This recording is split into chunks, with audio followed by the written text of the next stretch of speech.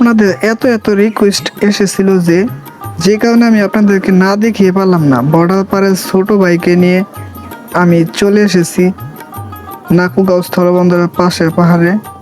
Guide হিসাবে রয়েছেন ছোট ভাইয়েরই এক বন্ধু, তাকে নিয়ে আমি আপনাদেরকে দেখাবো মেঘালয় ভারতের চূড়াই পথ।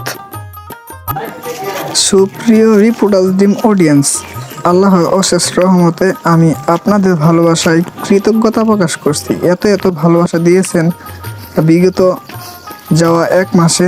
আমি আপনাদের ভালোবাসার কারণে আজকে এত এত রিকোয়েস্ট এসেছিল যে এই বর্ডার সম্পর্কে এবং এই অবৈধ পথ সম্পর্কে, তাই আমি জীবনের রিস্ক নিয়ে আপনাদেরকে দেখানোর জন্য শুধুমাত্র চলে এসেছি নাকুগাঁও স্থলবন্দরের পাশে পাহাড়। এই উঁচু উঁচু পাহাড় অতিক্রম করেই কিন্তু আমি দেখাতে চলছি মেঘালয় কিভাবে যায় অবৈধ পথে। দেখতে থাকুন আমাদের প্রতিবেদন।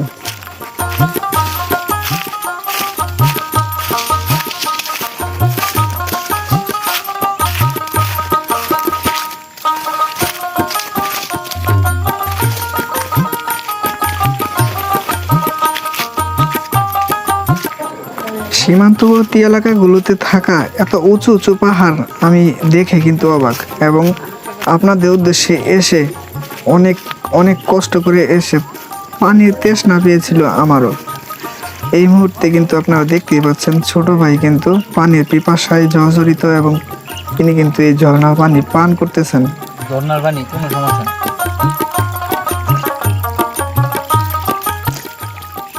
খাবা খাও।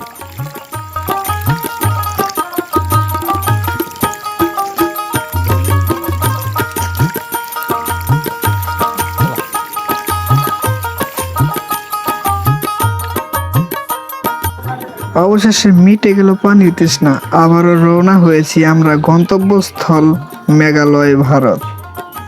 দেখতে থাকুন আমাদের ভিডিওটি।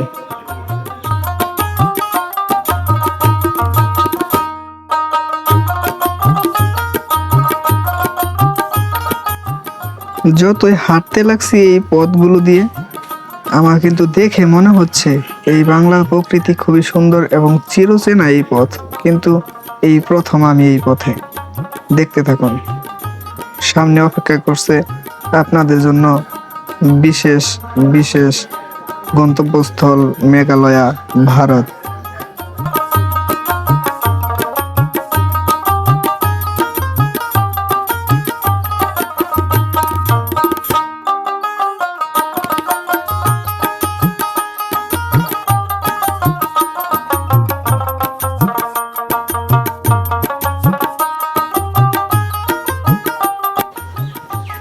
হাঁটতে হাঁটতে নার্ভাস তারাও, অবশেষে পথ ভুলে গিয়েছিল তারা, কিন্তু আবার মোড় ঘুরে রাস্তাটি খুঁজে পাওয়া যায়।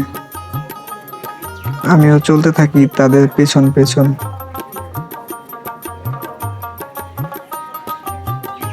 অবশেষে বেশ কয়েকটি পাহাড় পাড়ি দিয়ে আমরা পেয়েছি একটু ফাঁকা ময়দান, যেখানে আমার খোলা হাওয়া খেতে মন চেয়েছিল অনেকবার, কিন্তু আপনাদেরকে দেখানোর উদ্দেশ্যে আমি চলছি।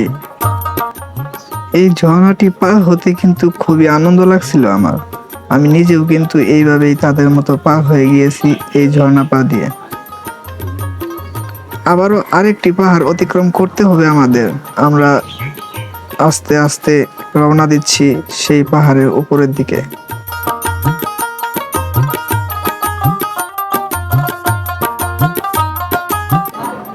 এই পথগুলো দেখে মনে হতে পারে পশু পাখি ছাড়া এখানে হয়তো কেউ আসা যাওয়া করে না, কিন্তু এই বড় বড় উঁচু উঁচু পাহাড়েও যে মানুষের বসবাস বা মানুষের কর্মসংস্থান রয়েছে সেটা কিন্তু আপনারা দেখতেই পেলেন।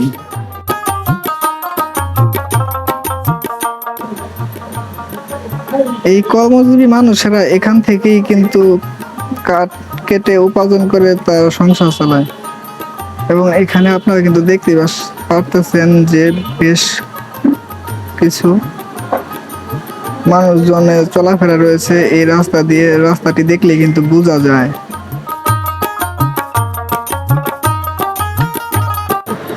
এই অঞ্চলের পাশে একটি গ্রাম রয়েছে, সেই গ্রামে হয়তো দরিদ্র পরিবার বসবাস করে এবং আপনারা কিন্তু দেখতেই পেলেন যে তারা পাহাড়ি যে কচু রয়েছে সেখান থেকে কিন্তু লতি সংগ্রহ করে এবং তাদের জীবিকা নির্বাহ করে থাকে। আমার গাইডকে দেখতে পাচ্ছেন, তিনি কিন্তু অনেকটা কাদা মাটি পার হয়ে কিন্তু আসছেন আরেকটি পাহাড় ওঠার জন্য এবং এই পাহাড়টি অতিক্রম করার পরেই কিন্তু আমরা পৌঁছে যাব গন্তব্যস্থল মেঘালয় ভারত সীমান্তের কাছে।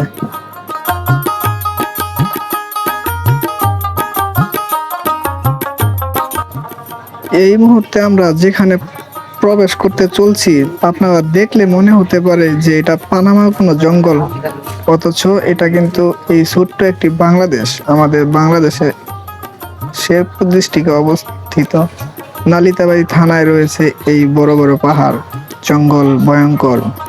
আমরা এটিকে অতিক্রম করে আপনাদেরকে নিয়ে যাব সেই গন্তব্যস্থলে। দেখতে থাকুন, সঙ্গে থাকুন। যেতে যেতে আমাদের কিন্তু ভয় লাগছিল এক প্রকারের, কিন্তু আমরা যদিও আপনাদেরকে দেখানোর উদ্দেশ্যে এসেছি, না দেখিয়ে যাব না। দেখুন আমাদের ভিডিও, লাইক কমেন্ট শেয়ার করতে বলবেন না এবং আমাকে সহযোগিতা করে পাশে থাকুন। সাবস্ক্রাইব করুন আমার এই রিপোর্টার দিন ইউটিউব চ্যানেল।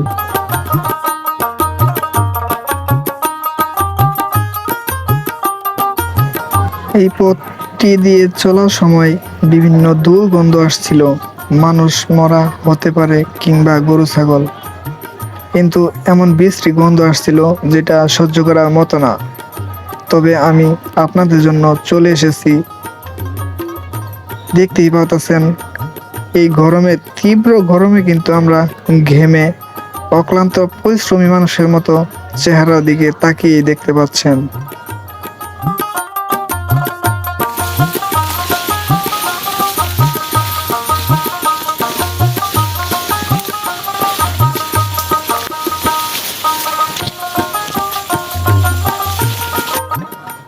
এই পাহাড়ি রাস্তা দিয়ে হাঁটতে হাঁটতে আমাদের মধ্যে কিন্তু একটা অস্থিরতা ভাব চলে আসছে। যদিও এই অস্থিরতাকে কাটিয়ে আমরা গন্তব্যস্থলে প্রায় পৌঁছে গেছি। দেখতে থাকুন, এই মুহূর্তে আমরা পৌঁছে গেছি হয়তো।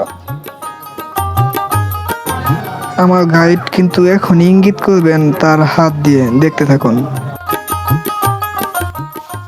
এই যে গেট জায়গাটা দেখছো, এই যেটা এটাই তোমার ওই যে উষা মাথা কুটিটা দেখো না, এটাই হচ্ছে তোমার সঙ্গী। এই বরাবর হচ্ছে তোমার গেট। বিয়ে থাকতে এই দেখি না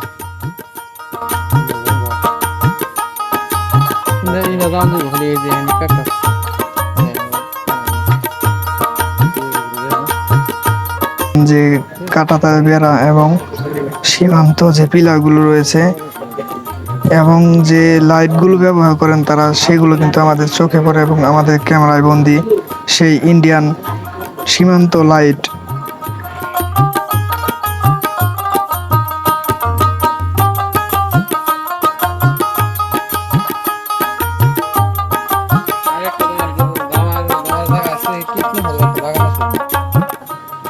যেখানে বসে বিএসএফরা টহল করে থাকেন সেই টংটি আপনারা কিন্তু এই ফুটেজে দেখতে পাচ্ছেন, যে ছোট্ট একটি টং অনেক পাহাড়ের চূড়ায় বানানো হয়েছে, সেখান থেকেই কিন্তু বিএসএফ টহল করে থাকেন এবং সীমান্ত পাহারায় নিয়োজিত বিএসএফ দল।